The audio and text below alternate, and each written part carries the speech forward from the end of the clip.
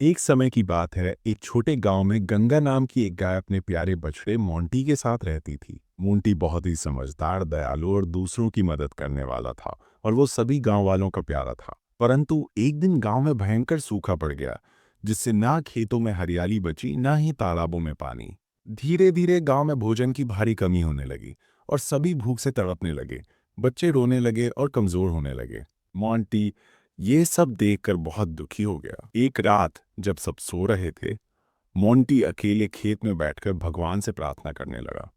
हे प्रभु, मुझे कोई ऐसा वरदान दीजिए जिससे मैं अपने गांव वालों की मदद कर सकूं। मैं सबका दुख दूर करना चाहता हूं। मोंटी की सच्ची प्रार्थना सुनकर अचानक आकाश से तेज प्रकाश फैला और भगवान प्रकट हुए।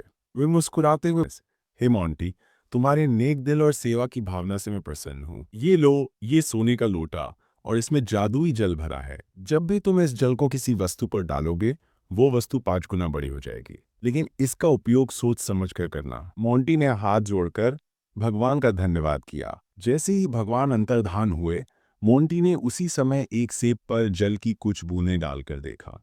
चमत्कार हो गया। सेब देखते ही देखते 5 गुना बड़ा हो गया। अब मोंटी दौड़ते हुए गांव गया और सभी गांव वालों से कहा, जल्दी से सारे फल इकट्ठा करो। भगवान ने हमारी मदद के लिए ये चमत्कारी जल दिया है। गांव वाले झटपट आम, अमरूद, केले, बेर जैसे सभी फल इकट्ठा करके लाए। मोंटी ने एक एक करके हर फल पर जादुई जल डाला और सभी फल बहुत बड़े बड़े हो गए। अब इतने बड़े फलों से सभी का पेट भर गया और भूख मिट गई।